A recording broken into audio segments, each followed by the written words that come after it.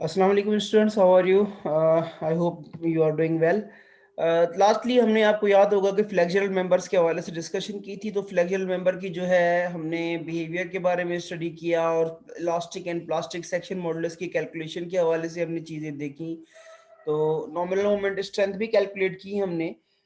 लेकिन जो फैक्टर्स जो मतलब आपको याद है कि हमने अब जो जब भी कंप्रेशन एंड टेंशन मेंबर के बारे में हमने स्टडी की तो वहां पर हमने फिर उसकी स्टेबिलिटी के हवाले से भी चीज़ें देखी कि वो उसकी अगर स्टेबिलिटी मेंटेन रहेगी तो आपका सेक्शन फुली इफेक्टिव रहेगा, फुली रिस्पॉन्ड करेगा। अगर वो सेक्शन आपका स्टेबल नहीं है तो वो फुली रिस्पॉन्ड नहीं करेगा। आपको याद होगा कि आप जब कॉलम की बात करते थे हम वहाँ पे, तो कॉलम की अगर वहाँ पे अगर वो कॉलम का जो शेप है वो कॉम्पैक्ट है तो कॉलम जो है वो हमारा हमें फुल स्ट्रेंथ देगा। अगर वो कॉम्पैक्ट नहीं है, सिलेंडर है, तो फिर उसमें प्रॉब्लम्स हैं। उसके अलावा उसमें कॉलम्स में दो फैक्टर थे, एक उसकी शेप की कॉम्पैक्टनेस और उसके अलावा उसकी जो इफेक्टिव लेंथ थी, उसकी जो सपोर्ट कंडीशंस थी उसके ऊपर उसकी स्ट्रेंथ डिपेंड कर रही थी। ठीक है, फिर हमने उसको देखा कि हमने डिफरेंट एक्सिस में जो है वो उसकी जो ब्रेसिंग की तो उसकी जो सिलेंडरनेस रेशियो हर एक एक्सिस की हम कम ज्यादा कर रहे थे, उस पर भी स्ट्रेंथ उसकी जो है वो बढ़ रही थी और कम भी हो रही थी। तो आपका जो ये जो फ्लेक्सुरल मेंबर है इसमें भी यही चीज है। अगर आपका सेक्शन स्टेबल रहता है, फुली स्टेबल रहता है up to the fully plastic condition, तो आपकी जो नॉमिनल स्ट्रेंथ है आप उसको प्लास्टिक मोमेंट कैपेसिटी आप मतलब वो अचीव करेगी आपकी। मतलब बीम जो है वो तभी प्लास्टिक मोमेंट कैपेसिटी उसकी प्लास्टिक मोमेंट स्ट्रेंथ आएगी जब वो स्टेबल रहेगा। मतलब अगर देखिए ना, एक मेंबर स्टेबल नहीं है, फॉर एग्जाम्पल अगर जस्ट लाइक कॉलम में अगर फ्लैंज की बकलिंग हो रही है, लोकल बकलिंग हो रही है कॉलम में, मतलब कॉलम में हमने देखा कि लोकल बकलिंग हो रही थी, ठीक है, तो उस लोकल बकलिंग की वजह से वो शेप जो था वो कॉम्पैक्ट नहीं रह रहा था और उसकी स्ट्रेंथ जो है वो कंप्रोमाइज हो रही थी। लेकिन यही सेंस जो है वो हमारा फ्लेक्सुरल मेंबर में भी है। लेकिन फ्लेक्सुरल मेंबर का जो बिहेवियर है वो जाहिर सी बात है कंप्रेशन मेंबर से डिफरेंट है। लेकिन अगर आप देखें कि आपको हमने ये चीज पहले भी डिस्कस की है, मैं उसको थोड़ा फिर से दोहरा देता हूँ। अगर आपका ये जो बीम है, ठीक है, ये इस तरह से अगर बेंड होता है तो आपको पता है कि एक न्यूट्रल एक्सिस है ये, और ये जो टॉप वाला जो हमारा पोर्शन है, ठीक है, ये जो हमारा जो टॉप वाला पोर्शन है, ये वाला जो टॉप वाला जो पोर्शन है ये आपको पता है कि कंप्रेशन में है। ठीक है, ये किस में है? कंप्रेशन में है। इट मींस कि इसका जो ये टॉप पार्ट है ये एज अ कंप्रेशन मेंबर जो है वो काम कर रहा है। अगर आपको पता है कि लोड तो यहां से लग रहा है, लेकिन ये जो कंप्रेशन वाली जो फोर्सेस हैं आपकी, ये स्ट्रेसेस हैं आपकी, कंप्रेसिव स्ट्रेसेस हैं आप बिलो अबव न्यूट्रल एक्सिस, ठीक है, और नीचे आपकी कौन सी स्ट्रेसेस हैं? आपकी टेंसाइल स्ट्रेसेस हैं। ठीक है, आपका जो बीम है इसका जो न्यूट्रल एक्सिस से ऊपर वाला जो हिस्सा है, ये वाला ऊपर वाला जो हिस्सा है न्यूट्रल एक्सिस से बीम का, आपको पता है कि ये जो हिस्सा है न्यूट्रल एक्सिस से ऊपर वाला, ये लाइक अ कंप्रेशन मेंबर है। ठीक है, लाइक अ कॉलम है। इट मींस के अगर हम यहाँ पे कंप्रेशन हो रही है, यहाँ पर भी हमारी मतलब ये कि हमारा जो है वो लोकल बकलिंग हो सकती है। मतलब कंप्रेशन तो हो रही है ना, जस्ट लाइक हमने सब आई शेप को, इन शेप्स को जो है वो डब्ल्यू शेप्स को हमने चेक किया था कि उनमें वो कॉम्पैक्ट है या नहीं है, उनमें लोकल बकलिंग ना हो रही हो। इट मींस ये जो अपर पार्ट है इसमें तो कंप्रेशन है, लेकिन ऑफ कोर्स मतलब कंप्रेशन कॉलम में टेंसाइल जोन नहीं है, लेकिन बीम में टेंसाइल जोन भी है इसकी रिस्ट्रेनिंग के लिए, कंप्रेसिव जोन की साथ साथ टेंसाइल जोन भी है। लेकिन अपर जो न्यूट्रल एक्सिस से अबव वाला जो हिस्सा है, अबव वाली, फॉर एग्जांपल अगर हम आई शेप यूज कर रहे हैं, ठीक है, अगर हम ये आई शेप यूज कर रहे हैं, मतलब मैं इसको रफली ड्रॉ कर रहा हूँ सिंगल लाइन में, ठीक है, तो इस मींस के न्यूट्रल एक्सिस से अबव वाला जो हिस्सा, ये वाली फ्लैंज और ये वाली वेब जो है हमारी, ये फ्लैंज और ये वेब, ये ना कहीं हमारी लोकल बकलिंग का शिकार हो जाए। मींस हमें ये चीज इसमें जो है वो इंश्योर करनी है कि हमारा जो फ्लेक्सुरल मेंबर है वो अनस्टेबल ना हो इन सेंस ऑफ कॉम्पैक्टनेस, मतलब उसकी जो कंप्रेशन जोन में फ्लैंज या वेब जो है वो लोकल बकलिंग ना हो। एक एक तो ये सेंस है कि हमारा जो फ्लेक्सुरल मेंबर है इसमें वो अनस्टेबल हो सकता है, फ्लैंज लोकल बकलिंग में अनस्टेबल हो सकता है और वेब लोकल बकलिंग में भी ये अनस्टेबल हो सकता है लाइक कॉलम, ठीक है, क्योंकि इसके न्यूट्रल एक्सिस से अब कंप्रेसिव स्ट्रेसेस है। तो आपने जो है वो इसको मतलब इंश्योर करना है कि ये ना हो, तभी आपको ये वाली जो आपकी जो प्लास्टिक मोमेंट कैपेसिटी है ये अचीव होगी, वरना आपका मेंबर अनस्टेबल हो जाएगा और उसी अनस्टेबिलिटी की वजह से फेल हो जाएगा before reaching the plastic moment capacity. Plastic hinge पहले बनने से पहले ही इसकी वेब लोकल बकलिंग या फ्लेंज लोकल बकलिंग की वजह से फेल हो जाएगा।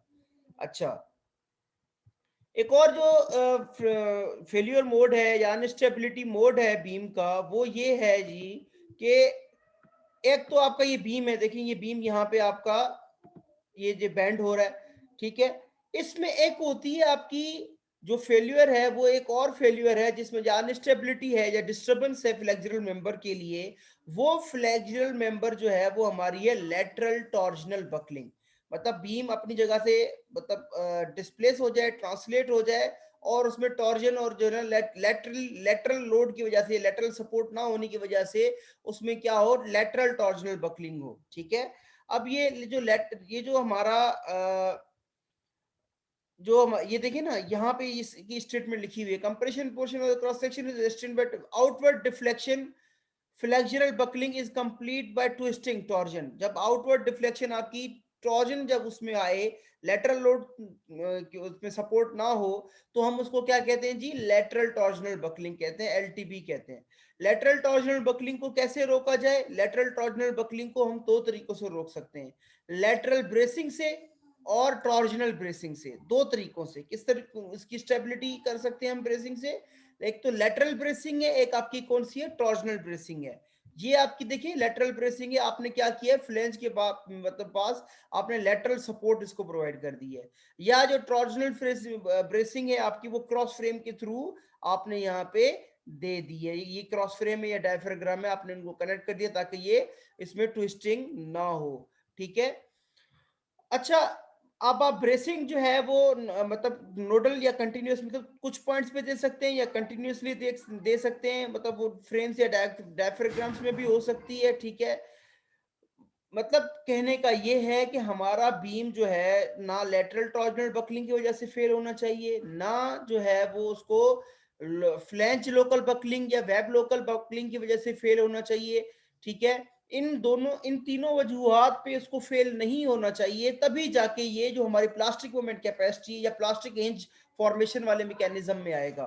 मतलब ये तीन हर्डल्स हैं, आपको अपने बीम को इससे बचाना है, अपने मेंबर को, अपने क्रॉस सेक्शन को इससे बचाना है। ये क्रॉस क्रॉस चेक से आपने चेक करने हैं, ठीक है। अच्छा जी, अब आपका ये है कि अब आपकी जो लोकल बकलिंग है वो आपकी किस पे डिपेंड करती है? आपको पता है कि आप जब भी इसकी स्टेबिलिटी चेक करते हैं तो विड्थ टू थिकनेस रेशियो आप जो है वो आपके पास मौजूद होते हैं, ठीक है। इसको चीज को मतलब डिस्कस करने के लिए देखें, ये एक आपका जो है ना लोड वर्सेस डिफ्लेक्शन का जो एक ग्राफ है, ठीक है।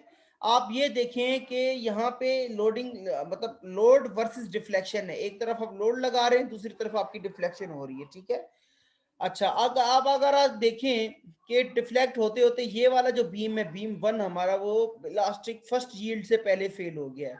जो बीम टू है हमारा, वो भी हमारा फर्स्ट यील्ड के पहुंचने के थोड़े बाद ही फेल हो गया है। बीम थ्री जो है वो हमारे फर्स्ट यील्ड क्रॉस कर गया है और इन इलास्टिक जोन में फिर फेल हुआ है। बीम फोर हमारा जो है और फाइव है, अगर आप इन बीम्स को देखें तो इन्होंने जाकर लग रहा है कि इन्होंने जाके प्लास्टिक जो हिंज वाली फॉर्मेशन है वो अचीव की है, यानी ये जो बीम फोर और बीम फाइव हैं ये फुली स्टेबल रहे हैं up to plastic moment capacity achieve करने तक। बल्कि और इसके अलावा जो हमारे बीम वन टू हैं, ये जो बीम वन और टू हैं ये स्टेबल नहीं थे और ये बिफोर इलास्टिक लिमिट या विद बिफोर फर्स्ट यील्ड जो है ना वो हमारे फेल हो गए हैं, ठीक है। ये देखिए, ये बीम की स्ट्रेंथ की कहानी ये खुद ही बता रहा है कि आपकी अगर वो स्टेबल नहीं रहेगा बीम, तो ये फर्स्ट यील्ड से पहले फेल हो जाएगा और आपकी वो जो हायर स्ट्रेंथ है प्लास्टिक मूवमेंट कैपेसिटी है वो आप लोग अचीव नहीं कर सकेंगे।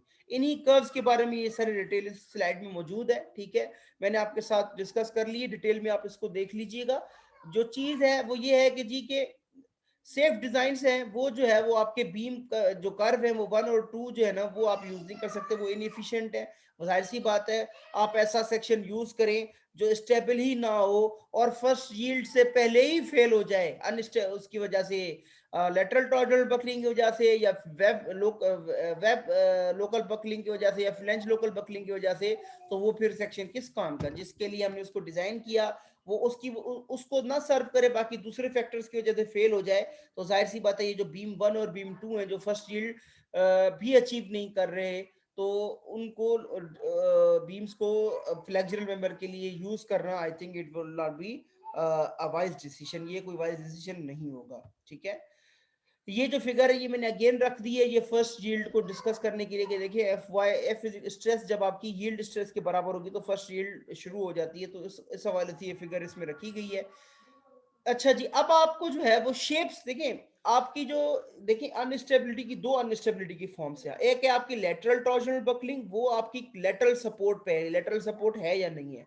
दूसरी जो वेब लोकल बकलिंग है या फ्लेंज लोकल बकलिंग है, वो आपके शेप पे डिपेंड करती है। आपका शेप अगर कॉम्पैक्ट है तो आपकी ये बकलिंग नहीं होगी, अगर आपका शेप नॉन कॉम्पैक्ट या सिलेंडर है तो फिर ये आपकी बकलिंग होगी। ये चीज जो देखें जो प्रोजेक्टिंग फ्लैंड है, स्टिफेंड अनस्टिफेंड, ये सारी चीजें हमने कंप्रेशन का जो हमारा जो टॉपिक था हमने उसमें डिस्कस की थी। Lambda width to thickness ratio है, एक अपर लिमिट है फॉर कॉम्पैक्ट कैटेगरी और upper limit for non compact category है। इसमें ये हमारे पास देखें, अगर हमारी जो width to thickness ratio upper limit for lambda P से अगर कम है और फ्लैंज कंटिन्यूअसली कनेक्टेड है टू द वेब, तो ये आपका शेप कॉम्पैक्ट है। तो ये शेप नॉन कॉम्पैक्ट या सिलेंडर एक ही चीज है आपकी। ठीक है, ये बाकी दोनों कंडीशंस में आपका शेप नॉन कॉम्पैक्ट या क्या होगा, सिलेंडर होगा। ठीक है, अच्छा, उसके अलावा ये जो हमारे पास अपर लिमिट्स हैं for compact and non compact, ये वाली जो चीजें हैं वो हमारी गिवन है इसमें, ये हमारे पास पहले भी थी कंप्रेशन के लिए। ठीक है, इसके अलावा अगर आपको पता है कि अगर कंप्रेशन मेंबर में जिस तरह हो रहा था, आपको याद होगा कि जहां पर भी आपका वो सेक्शन के ऊपर सी लिखा होता था तो हम समझ जाते थे कि ये कंप्रेशन के लिए सिलेंडर है ये मेंबर, मैनुअल में जहां पर भी उसके ऊपर सी लिखा होता था। लेकिन यहाँ पे फ्लेक्चर के लिए क्या होगा, एफ होगा, जहां पर भी एफ लिखा होगा तो इट मींस कि वो जो आपका शेप है वो सिलेंडर है फ्लेक्चर के लिए। ये चीज अभी हम आगे चल के इंशाल्लाह डिस्कस भी करेंगे। ओके, अच्छा, अब आपकी जो बेंडिंग स्ट्रेंथ है, ठीक है, उसके हवाले से जो कॉम्पैक्ट शेप्स हैं आप उनकी कैसे कैलकुलेट करेंगे। ठीक है, वो आपने देखें, अब आपका जो पहले तो आपका बीम आपका कैसे फेल हो सकता है, ये फिर मैं रिपीट कर देता हूं, आपका बीम या तो फेल होगा प्लास्टिक मोमेंट कैपेसिटी रीच करने से, ठीक है, मतलब पूरी तरह प्लास्टिक आ जाए, प्लास्टिक हिंज फॉर्मेशन हो, या किस तरह फेल हो सकता है, एलटीबी लेटरल टॉर्जनल बकलिंग, वो इलास्टिक जोन में भी हो सकती है या इन इलास्टिक जोन में भी हो सकती है, वो डिपेंड करता है आपके सेक्शन के ऊपर कि वो कितना जो है ना वो स्टेबल है। अगर वो स्टेबल ज्यादा कम स्टेबल है, ठीक है, तो वो इलास्टिक जोन में ही फेल हो जाएगा। अगर वो थोड़ी स्टेबिलिटी है उसमें तो इन इलास्टिक जोन में एटलीस्ट लाइक कर्व 3 हमारा जो पीछे था वो चला जाएगा। ठीक है, फ्लेंज लोकल बकलिंग है वो भी इलास्टिक या इन इलास्टिक जोन में हो सकती है। वेब लोकल बकलिंग है वो भी आपकी इलास्टिक या इन इलास्टिक जोन में हो सकती है। ठीक है, अच्छा, ये चीज जो है ना देखिए यहाँ पे ना लिखी भी हुई है कि अगर आपकी जो इस बेंडिंग स्ट्रेस है वो प्रोपोर्शनल लिमिट से कम हो जब बकलिंग हो रही हो तो वो इलास्टिक में है, अदरवाइज वो इन इलास्टिक है। वो चीज आपको पता है कि अगर वो एफ वाई वाली जो फर्स्ट यील्ड से पहले अगर फेल हो जाए तो वो आपका इलास्टिक बकलिंग, मतलब वो बकलिंग है, ठीक है, फेल्यूर है। और अगर आपको वो इन इलास्टिक जोन में जाके बकलिंग से फेल हो तो वो इन इलास्टिक बकलिंग फेल्यूर है। ठीक है, अच्छा, तो हमें पहले पहले क्या करना होगा, अपनी आसानी के लिए हमें ये चेक करना होगा कि बीम हमारा कॉम्पैक्ट है या नॉन कॉम्पैक्ट है। देखिए अगर हमारा बीम कॉम्पैक्ट है, ठीक है, तो इट मींस कि ये जो दो वाले जो हमारे फेल्यूर है इनसे हमारी जान छूट जाएगी, ना उसमें फ्लैंज लोकल बकलिंग होगी ना उसमें वेब लोकल बकलिंग होगी। ठीक है, इलास्टिक इलास्टिक की तो बात ही नहीं है। जब ये आपका शेप कॉम्पैक्ट होगा तो आपकी इन दो चीजों से जान छूट जाएगी, इन फेल्यूर से। ठीक है, वो उस पर थोड़ा डिस्कस कर लेते हैं शेप्स के ऊपर कि जो हमारा हॉट रोल शेप है। अच्छा, इसमें जो है ना चैनल्स जो हैं वो इसके हवाले से, या हम क्योंकि इसमें अक्सर और बेशतर बीम्स के लिए हम आई शेप यूज करते हैं या चैनल यूज करते हैं, तो आई शेप के हवाले से देखें, उसमें जो स्ट्रॉन्ग एक्सिस है जाहिर सी बात है वो उसका बैंड करेगा। ये हमने पीछे डायग्राम्स देखी हैं लेक्चर में, लास्ट लेक्चर में। और उसके वीक एक्सिस जो वाई एक्सिस है उसके ऊपर जो वो लोड लगता है। ठीक है, इसके अलावा जो चैनल है वो बेंड करते हैं अपने स्ट्रॉन्ग एक्सिस में, उनको शेयर सेंटर्स के थ्रू लोड किया जाए, ठीक है ना, either loaded through shear center or restrained against twisting. Restrained against twisting means lateral torsional buckling के लिए उसको lateral support दी जाए या उसको shear center के थ्रू लोड किया जाए. अब ये shear center क्या होता है? ठीक है, shear center वो पॉइंट है, ठीक है, shear center क्रॉस सेक्शन का वो पॉइंट है जहां पर आपका मतलब लोड जो है, आपका जो ट्रांसवर्स लोड है, ट्रांसवर्स मींस परपेंडिकुलर, ठीक है, ट्रांसवर्स या शियर लोड जो है वो आपका पास हो ताकि आपका बीम बेंडिंग करे विदाउट ट्विस्टिंग. मतलब आपका जो लोड है शियर सेंटर के थ्रू अगर पास हो रहा है, ठीक है, ट्रांसवर्स लोड अगर आपका जो शियर सेंटर के थ्रू पास हो रहा है तो उस वो जो बीम है वो मतलब अल्टीमेटली वो ट्विस्ट नहीं करेगा. लेकिन ये आपको पता है ये कंडीशन बहुत मुश्किल है अचीव करना प्रैक्टिकल सिचुएशन में. आपके पास डिफरेंट लोडिंग होती है, आप कहाँ ढूंढते फिरेंगे जी शियर सेंटर को एडजस्ट करने के चक्कर में आप कभी डिजाइन नहीं कर सकते. इसलिए आपको फिर क्या करना होता है, लेटरल सपोर्ट्स प्रोवाइड करनी होती है. जिस तरह हमने वो देखा था, एक आई शेप था, उसके फ्लैंज को हमने क्या किया हुआ था, लेटरल सपोर्ट की हुई थी, या क्रॉस फ्रेम या डायफ्राग्राम हमने दिया हुआ था. ठीक है, अच्छा, अब आप देखेंगे कि हमारा जो एम्फेसिस होगा वो आई शेप पे होगा, सी शेप्स पे होगा. ठीक है, और ये जो है वो सारी की सारी हमारी जो है वो कॉम्पैक्टनेस की और इसकी जो है ना वो अपर लिमिट वैल्यूज हैं. एक बात याद रखिएगा कि मैनुअल में जो आपके स्टैंडर्ड आई और सी शेप्स हैं, मतलब जो आपका जो चैनल शेप है और आपका जो आई शेप है, इसमें जो है आपका जो वेब है, वेब इन सब की जो है ना वो क्या है, आपकी कॉम्पैक्ट है, जिनकी एफ वाई 65 के एसआई से कम हो. जो भी आपका शेप है उसके मटेरियल की जो यील्ड स्ट्रेंथ वो 65 के एसआई से कम हो और वो आपका मौजूद हो उसमें मैनुअल में, तो वो उसकी जो वेब है वो कॉम्पैक्ट है. आपको वेब के लिए फिक्र करने की जरूरत नहीं है. वरना जो सबसे बड़ा जो फार्मूला है कि वो जो हमारा जो मैनुअल है उसमें वो जो एफ वाला अगर सिंबल मौजूद है तो इट मीन्स कि वो नॉन कॉम्पैक्ट है, सिलेंडर है. वो सबसे बड़ी निशानी है. लेकिन ये भी एक चीज है जो नोट कर लें आप, हो सकता है आपके एमसीक्यूज में आ जाए. तो आपका ये जो वेब है वो आपकी जो शेप है वो मैनुअल में जो मौजूद है शेप जिनकी एफ आई लेस देन 65 के एस आई है, वो आपकी कॉम्पैक्ट है फ्लेक्चर के लिए. ठीक है, सिर्फ आपको फ्लेंज रेशियो को देखना पड़ेगा. लेकिन मैं तो ये कहता हूं इन दोनों चीजों को अगर ना भी देखें हम, ठीक है, तो हमारा अगर ये जो एफ मौजूद है तो मसला है, वो नॉन कॉम्पैक्ट है. अगर नहीं है तो इट मीन्स की वी आर ओके. ठीक है, आई और सी शेप्स के लिए.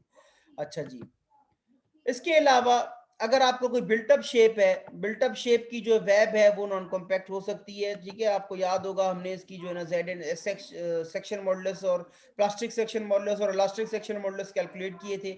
इसी तरीके से अगर आपका कोई बिल्टअप वेल्डेड शेप है या जिस तरह हमारे यहाँ लोकली प्रोड्यूस होते हैं तो उनकी आपने कॉम्पैक्टनेस, ये जो फार्मूलाज है उनके थ्रू एक दफा इंश्योर कर लेनी है. ठीक है, ये वाली चीज जो फुट नोट एफ वाली जो चीज थी ये देखिए ये यहाँ पे लिखी हुई है.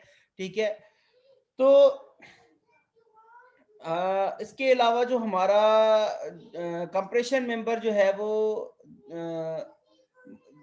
डिफरेंट उसकी बिहेवियर है. मतलब एक शेप जो है जिसके ऊपर सी लिखा हुआ है फुटनोट में, वो कंप्रेशन जिसके ऊपर सी लिखा हुआ है, इट मींस कि वो कंप्रेशन मेंबर के लिए वो आपका जो है वो सिलेंडर है.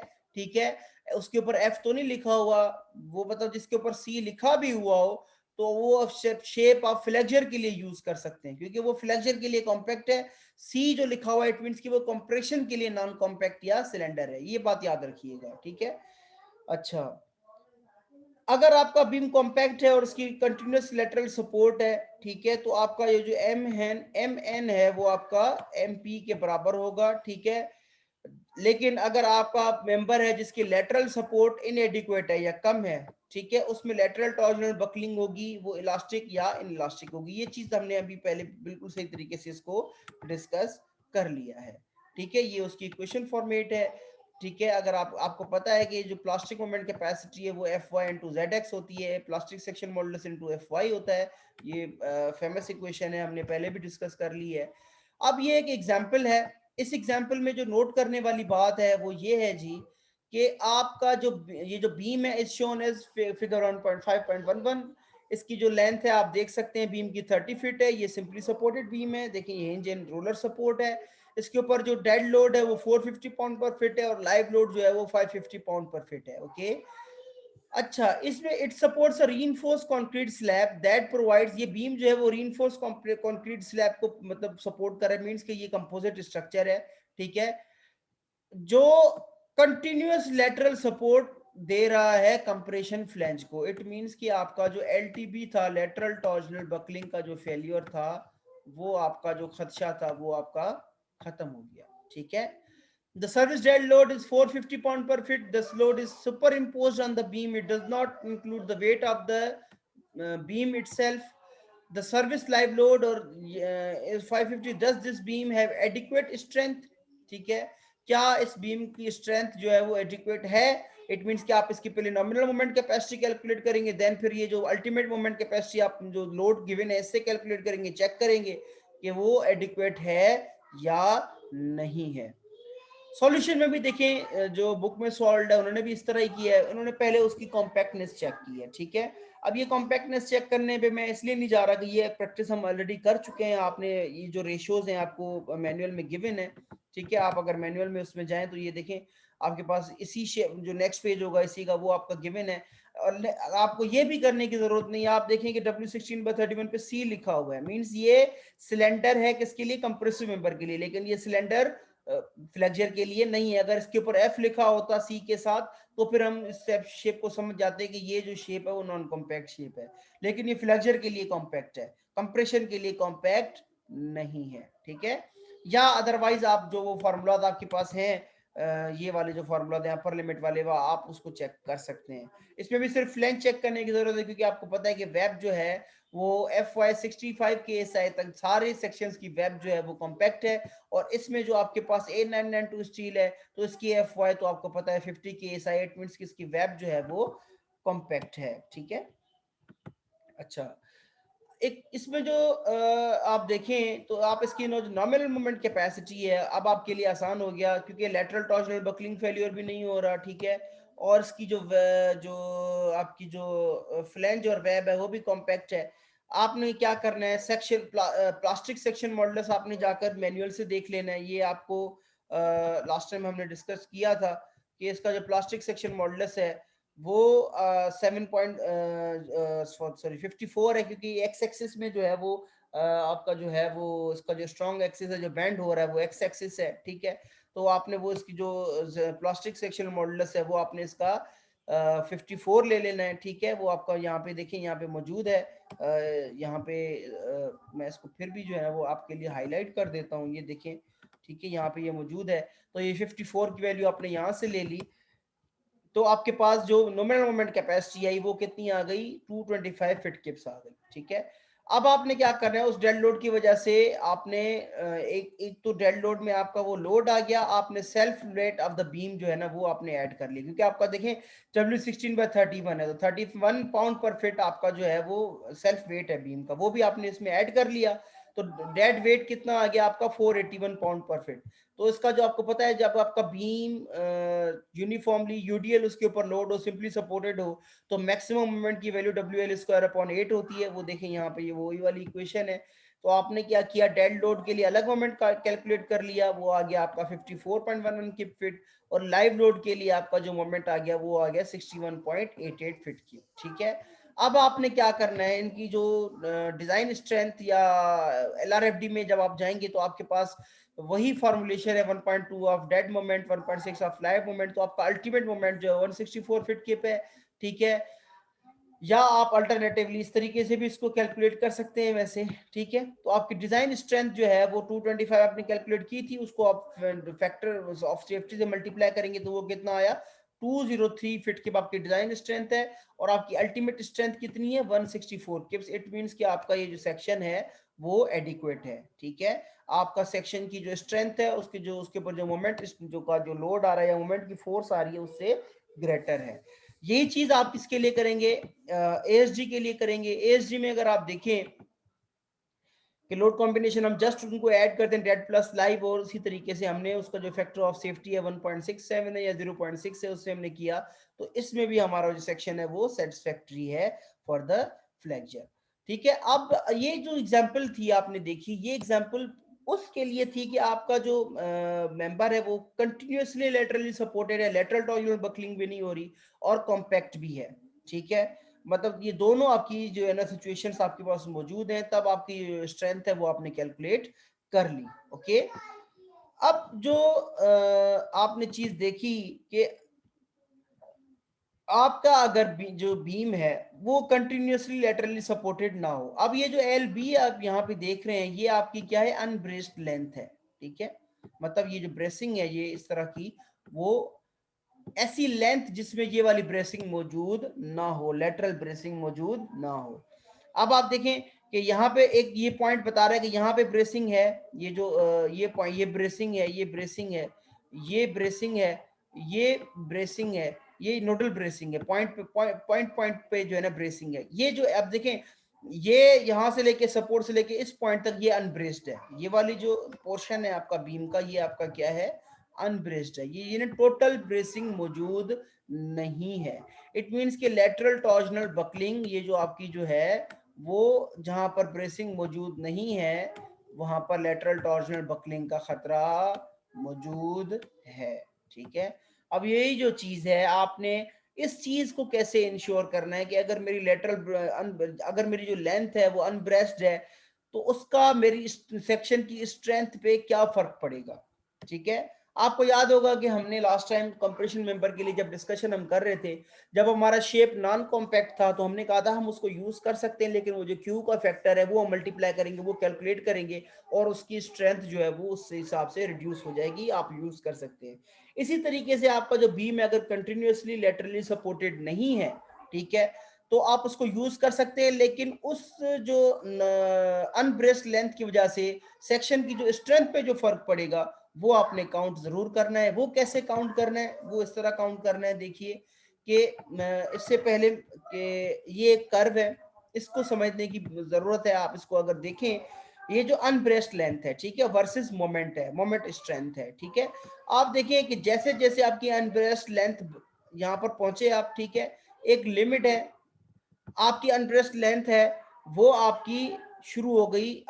अब जब यहाँ इस पॉइंट पे पहुंचे आप, एल पी से एल आर तक, एल पी एक पॉइंट है, ठीक है, एक क्वांटिटी है। यहां से अगर आप देखें तो आपकी देखें मोमेंट की जो वैल्यू है वो कितनी कम हुई है इस पोर्शन में। ठीक है, और ये आपकी जो अगर अगर आपकी जो एल बी की, हम क्या करेंगे, हमारे पास एल पी की इक्वेशन मौजूद है। एल पी कैसे कैलकुलेट करते हैं किसी भी सेक्शन के लिए, आपका कोई भी फ्लेक्सिबल मेंबर है उसकी आप एल पी कैलकुलेट करेंगे और एल आर कैलकुलेट करेंगे। अगर आपकी जो अनब्रेस्ड लेंथ की वैल्यू एल पी से ज्यादा है, और अगर पहले कंडीशन तो ये कि अगर आपकी एल बी की वैल्यू एल पी से कम है, तो कोई अनस्टेबिलिटी नहीं होगी। इट मींस कि आपकी एम एन और एम पी क्या होंगे, इक्वल होंगे। देखिए यहाँ पे स्ट्रेंथ जो है वो इक्वल है, एम पी और एम एन, एम पी आपका जो है वो यहाँ इस पोर्शन में मेंटेन हो रहा है। अगर आपकी एल बी की वैल्यू एल पी से कम है, इट मींस कि यू आर ओके, आपका जो है ना मोमेंट का आप M N is equal to M P करके F Y to Z X वाले फॉर्मूले से आप स्ट्रेंथ कैलकुलेट कर लेंगे। लेकिन आपकी L be greater than L P है और लेस देन एल आर है, इट मींस कि वहां पर आपकी in elastic lateral torsional buckling हो रही है।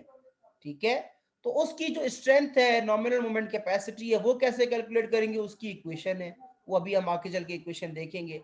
अगर आपकी एल बी एल आर से ग्रेटर है, ठीक है, इट मींस कि आपकी एल बी की वैल्यू बढ़ रही है ना। इन अदर वर्ड्स आपकी जैसे जैसे देखिए ना अनब्रेस्ट लेंथ बढ़ रही है, पहले फेल्यूर जो है वो मतलब थोड़ी बड़ी तो कोई फर्क नहीं पड़ा, अगर उससे एल पी से अगर बढ़ गई और एल आर तक नहीं पहुंची, उससे कम है, तो आपका जो फेल्यूर है वो इन इलास्टिक जोन में हो रहा है। मतलब आपका सेक्शन फिर भी खुद को संभाल रहा है, इलास्टिक लिमिट में जो है ना वो इलास्टिक जोन में वो फेल नहीं हो रहा।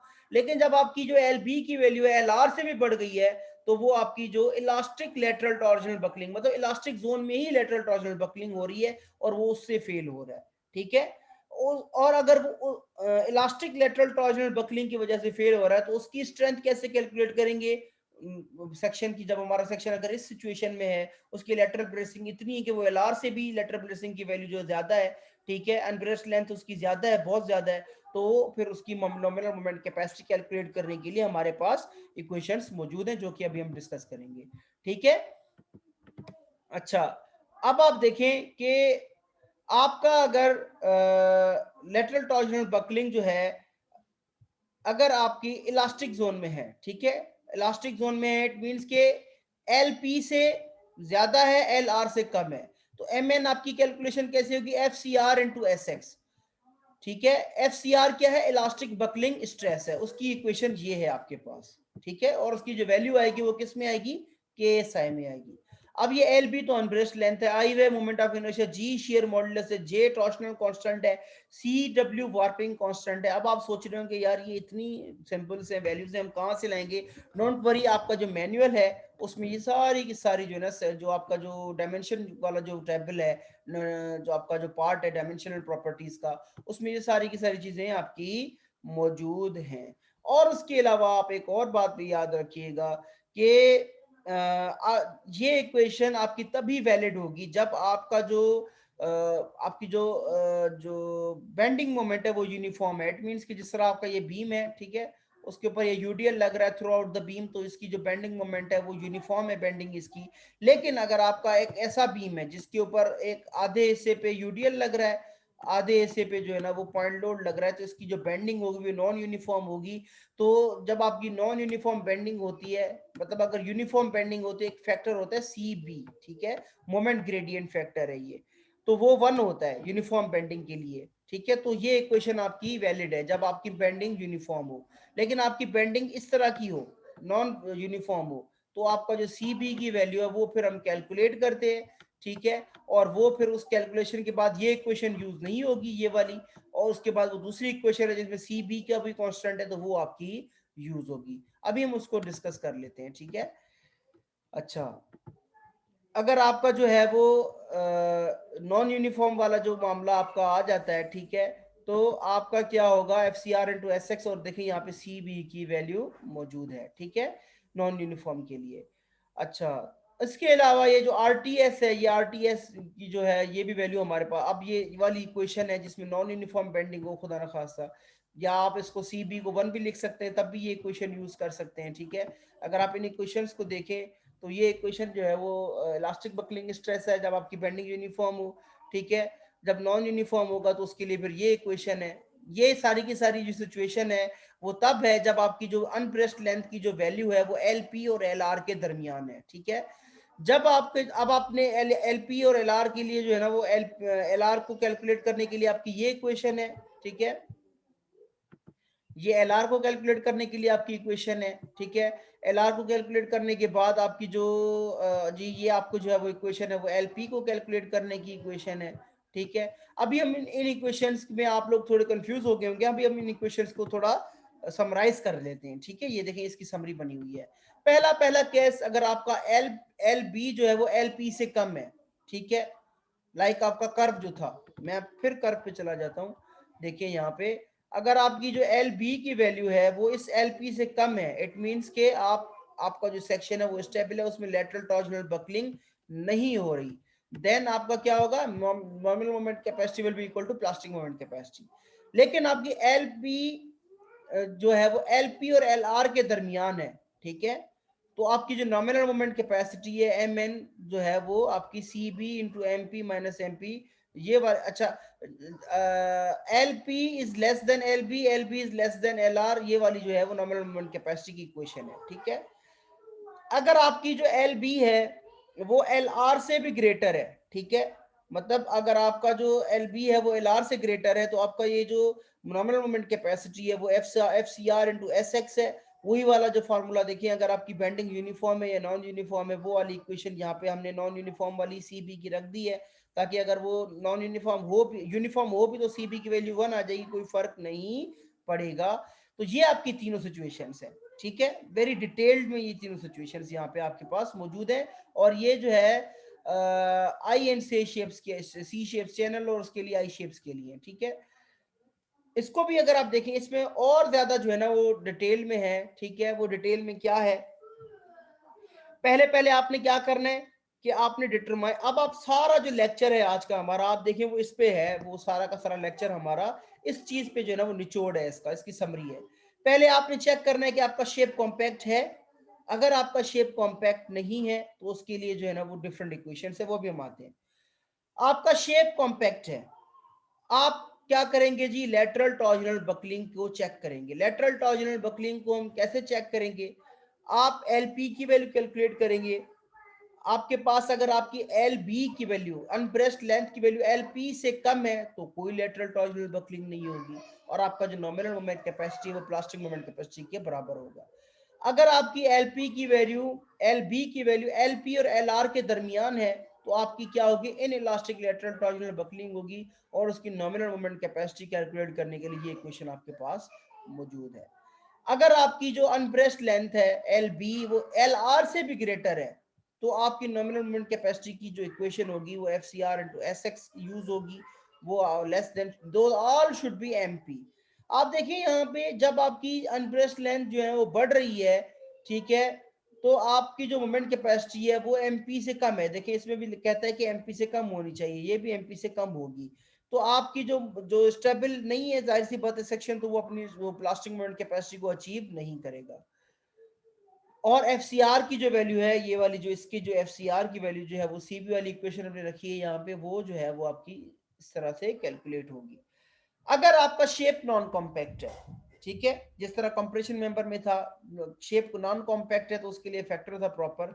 अगर आपका शेप नॉन कॉम्पैक्ट है तो आपने पहले ये चेक करना है कि आपका वो नॉन कॉम्पैक्टनेस किस में हो रही है, आया फ्लैंज लोकल बकलिंग हो रही है, क्या हो रहा है। अगर आपका फ्लैंज लोकल बकलिंग हो रही है, ठीक है, और फ्लैंज आपका नॉन कॉम्पैक्ट है तो उसका जो है नॉमिनल मोमेंट कैपेसिटी आप इस तरह से कैलकुलेट करेंगे, ठीक है।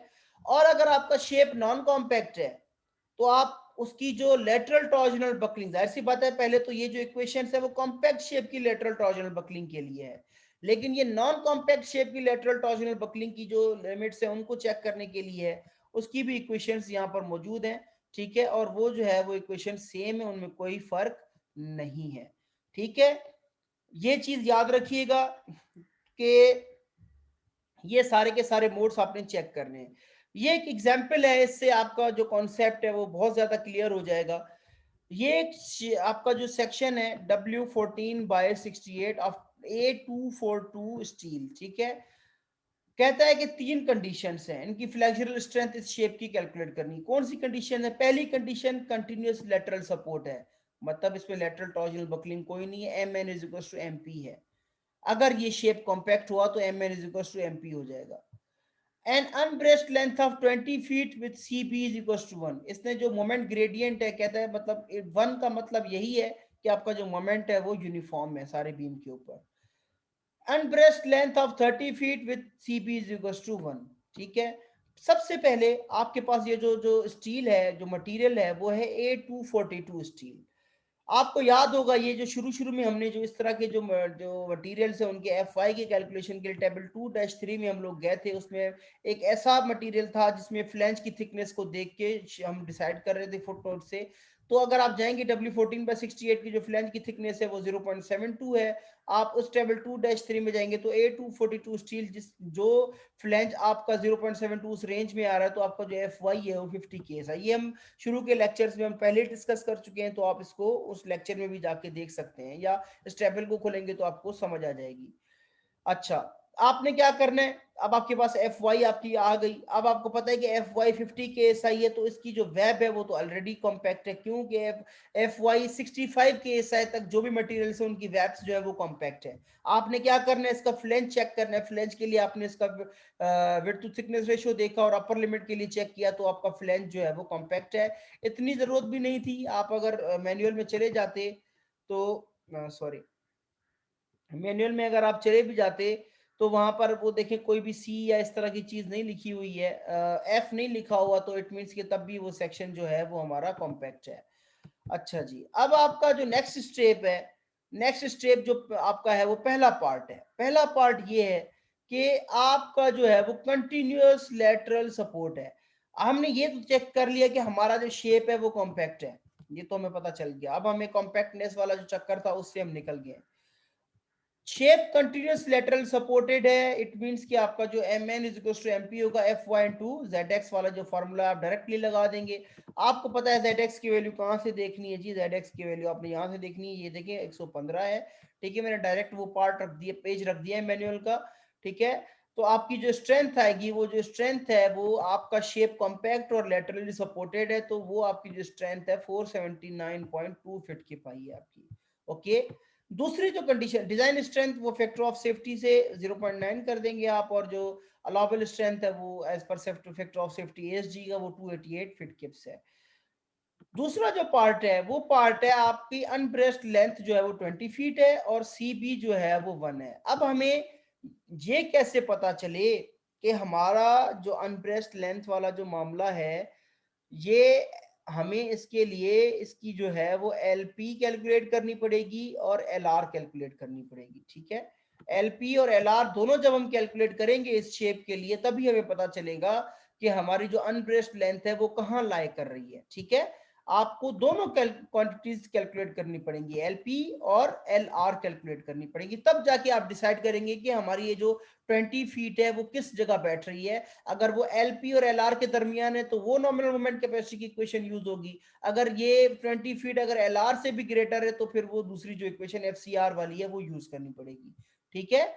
अच्छा, अब आप देखें कि ये के सारे कांस्टेंट जो है वो एल पी की वैल्यू कैलकुलेट करने के लिए आर वाई और ये सारी वैल्यूज जो है वो आर वाई आपको पता है वहां पे मौजूद है मैनुअल में, आपने कैलकुलेट कर ली। लेकिन एल आर की कैलकुलेशन के लिए आपको आर टी एस की वैल्यू चाहिए। आर टी एस के लिए ये इक्वेशन मौजूद है, लेकिन सबसे जो बहुत अच्छी बात ये है कि आपकी ये जो मैनुअल है आपका, उसमें आपके पास देखें यहाँ पे आर टी एस की वैल्यू मौजूद है, एच नॉट की वैल्यू मौजूद है, जे की वैल्यू मौजूद है, सी डब्ल्यू वार्पिंग कांस्टेंट की इसकी भी वैल्यू आपके पास मौजूद है, ठीक है। आपने जस्ट क्या करना है, इस ये जो एल आर वाली जो इक्वेशन है उसमें ये वैल्यूज डाल देनी है, ठीक है। आपको पता है कि ये जो सी की वैल्यू है वो यहाँ पे जो है वो हमारी जो सी की वैल्यू है वो यहाँ पे वो 1 हो जाएगी, क्योंकि ये आपका जो डब्ल्यू सिमेट्रिक शेप है उसके लिए 1 है। अगर आप पीछे स्लाइड में देखेंगे ये लिखा हुआ है, ठीक है। और आपका ये जो एच नॉट आपने देख लिया मैनुअल में मौजूद है, एस एक्स भी मौजूद है, और जे जो है वो भी मैनुअल में मौजूद है। सारी की सारी जो वैल्यूज हैं वो आपके पास मौजूद हैं। तो आपकी जो वैल्यू आएगी एल आर की वो आ गई 29.28 फीट। अब आप मजे की बात देखें, आपका ये जो एल बी है वो कितना है, 20 है। एल एल आर की जो है, एल पी की जो वैल्यू है, एल पी की जो वैल्यू है वो हमारी कितनी आई है, वो हमारी आई है 8.692। इट मींस कि हमारा जो अनब्रेस्ट लेंथ है, अनब्रेस्ट जो लेंथ है हमारी वो एल पी से ज्यादा बड़ी है, ग्रेटर है, और एल आर से कम है। तो वो जो इक्वेशन है हमारी m N is equal to c b, ये वाली इक्वेशन जो है वो हमारी कैलकुलेट होगी। एमपी की वैल्यू आपने ऑलरेडी कैलकुलेट की हुई है, ठीक है, पीछे हमने अभी कैलकुलेट की है, ठीक है। अच्छा, ये जो ये देखिए यहाँ पे हमने, मैं फिर भी एक दफा आपको दिखा देता हूँ कि ये जो 5750 की पिंच, क्योंकि यूनिट की जो है वो यूनिफॉर्मिटी है, तो 5750 की पिंच आपकी मौजूद है, ठीक है। तो आपने क्या करना है, ये सारी की सारी वैल्यूज यहाँ पे प्लेस कर देनी है। एल बी की वैल्यू मौजूद है, एल पी की, ये सारी आपके पास एल आर की वैल्यू मौजूद है, f y s x m p, ये सारी की सारी वैल्यू आपके पास मौजूद है, ठीक है। आपकी जो नॉमिनल मोमेंट कैपेसिटी जो आती है वो आई है 381 फीट किप, जो कि प्लास्टिक मोमेंट कैपेसिटी है 479.2 फीट किप से कम है। जाहिर सी बात है, अगर आप इक्वेशन को देखें तो एमपी माइनस हो रहा है सब कुछ उसमें से, तो एमपी से वैल्यू वो कम ही आनी है। तो आप इसकी डिजाइन स्ट्रेंथ कैसे चेक करेंगे, 5 ठीक है, 0.9 से मल्टीप्लाई करेंगे और यहाँ पे 0.6 से मल्टीप्लाई करेंगे, तो ये आपके पास वैल्यूज आ गई 229 किप फिट आ गया।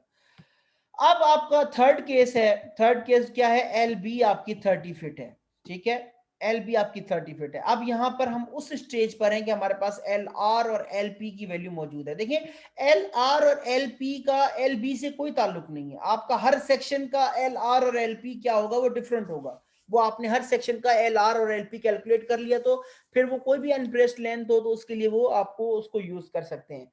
तो अनब्रेस्ड लेंथ जो है वो आपकी यहाँ पर कितनी है, 30 फीट है, और सी बी आपको ऑलरेडी पता है 1 है, ठीक है। तो एल बी की वैल्यू यहाँ पर जो अनब्रेस्ड लेंथ की वो एल आर से ज्यादा है। इट मीन्स कि वो जो हमारी f c r into s x वाली जो है वो इक्वेशन यूज होगी, ये वाली एफ सी आर की कैलकुलेशन के लिए आपके पास ये इक्वेशन आपकी यूज होगी। मैं इसको जरा ड्राइंग्स को जो पहले वाली वो क्लियर कर देता हूँ। तो आपके पास ये कितनी आ गई, 33.9 बेंडिंग स्ट्रेस, ये इलास्टिक बेंडिंग स्ट्रेस आपकी जो आ गई वो कितनी आ गई, 33.9 के एस आई। आपने क्या किया, उसको प्लास्टिक से इलास्टिक सेक्शन मॉडुलस से ही, जाहिर सी बात है, आपने उसको मल्टीप्लाई कर दिया, तो आपकी जो मोमेंट जो नॉमिनल मोमेंट कैपेसिटी है 291 फीट के पाई, जो कि प्लास्टिक मोमेंट कैपेसिटी से कम है। देन आप उसकी फैक्टर्ड स्ट्रेंथ जो है वो कैलकुलेट कर लेंगे। आपने देखा कि जैसे जैसे अब जिस तरह आपकी अनब्रेस्ट लेंथ आपकी बड़ी है, अनब्रेस्ट लेंथ आपकी 30 फीट है, तो आपकी स्ट्रेंथ कितनी है 291 है, ठीक है। नॉमिनल मोमेंट कैपेसिटी जो है वो आपकी कितनी है 291 है, या डिजाइन स्ट्रेंथ आपकी कितनी है, आपकी एएसजी के लिए कितनी है 175 है, जबकि आपकी 20 फीट थी अनब्रेस्ट लेंथ, तो एएसजी की स्ट्रेंथ कितनी थी 229 फीट की थी। जैसे जैसे देखिए ना आप, जैसे ये स्ट्रेंथ को अगर आप कंपेयर करें, जैसे जैसे अगर आपका जो है वो अनब्रेस्ट लेंथ बढ़ रही है, आपकी स्ट्रेंथ कम होगी। पहले 229 थी, ठीक है, अलाउबल स्ट्रेंथ जो है, मोमेंट स्ट्रेंथ जो थी 20 फीट अनब्रेस्ट लेंथ के लिए, अब वो कितनी बन गई है 175 किप्स बन गई है, ठीक है। तो जैसे जैसे आपकी अनब्रेस्ट लेंथ आपकी बढ़ रही है, तो आपकी जो मोमेंट की जो कैपेसिटी है सेक्शन की है, वो जाहिर सी बात है रिड्यूस हो रही है। इसके अलावा इन लास्ट में इस लेक्चर को कंक्लूड करूंगा सीबी की कैलकुलेशन, क्योंकि सीबी अभी तक तो हमने 1 सपोज किया हुआ था, ठीक है। अभी ये केसेस आएंगे जिसमें सीबी की वैल्यू डिफरेंट भी होगी, ठीक है। आप ये देखें कि आपका इस इक्वेशन में अगर आपका मोमेंट कांस्टेंट है, यूनिफॉर्म है, अगर आप हर जगह एम की वैल्यू रखेंगे, यहाँ पे देखें, यहाँ पे इसको अगर आप देखें हर जगह आपका जो एम बी सी ये सारे के सारे एक ही मोमेंट हो जाए, तो जाहिर सी बात है ये सारा का सारा जो है वो आपका 12.5 अपॉन 12.5, एम और एम कैंसिल हो जाएंगे, तो सी बी इस तरह से 1 आ जाता है। जब आपका नॉन यूनिफॉर्म मोमेंट होता है तो सी बी ऑटोमेटिकली 1 बन जाता है। लेकिन आपका सी बी अगर आपका यूनिफॉर्म मोमेंट नहीं है, तो सीबी कैलकुलेशन के लिए मैक्सिमम मोमेंट है आपका जो केस है, उसके लिए आप अभी हम इसकी कैलकुलेशन करेंगे आगे इंशाल्लाह ताला, आप लोगों को और इजी हो जाएगा, क्लियर हो जाएगा। मोमेंट ए पहला क्वार्टर है, ठीक है, quarter of point of the unbraced length, ठीक है। आपका जो एम बी है mid point of the unbraced length, unbraced length का क्वार्टर पॉइंट, अनब्रेस्ट लेंथ का मिड पॉइंट, और अनब्रेस्ट लेंथ का 3/4 पॉइंट, थर्ड क्वार्टर पॉइंट, ठीक है। आर एम जो है वो इसमें जो है जो रखा हुआ है ये 1 है डब्ल्यू सिमेट्रिक क्रॉस सेक्शन के लिए। अगर हमारा शेप जो है वो डब्ल्यू सिमेट्रिक नहीं है, तो उसकी कैलकुलेशन के लिए ये फार्मूला मौजूद है हमारे पास, ठीक है। So this marks the end of today's lecture, this lecture, ठीक है। फर्दर जो आपका जो डिजाइन का जो है लेक्चर, अभी एनालिसिस हमने कर लिया, अभी हम डिजाइन पे इंशाल्लाह ताला आएंगे, और सीबी के जो मामलात हैं उनको भी देखेंगे, जो डिजाइन चार्ट्स हैं हमारे उनको भी देखेंगे इंशाल्लाह ताला। तो आई होप कि आपको जो एनालिसिस है, अगर आपका शेप जो है वो कॉम्पैक्ट है और टोटल कंटिन्यूसली लैटरली सपोर्टेड है, उसकी तो बहुत सिंपल इक्वेशन है, f y into z x है, ठीक है। और अगर वो नहीं है, अगर आपकी जो है वो शेप कॉम्पैक्ट नहीं है या शेप कंटिन्यूसली सपोर्टेड नहीं है, तो फिर ये सारी की सारी कैलकुलेशंस आपको करनी पड़ेंगी, ठीक है। थैंक यू, टेक केयर, अल्लाह हाफिज।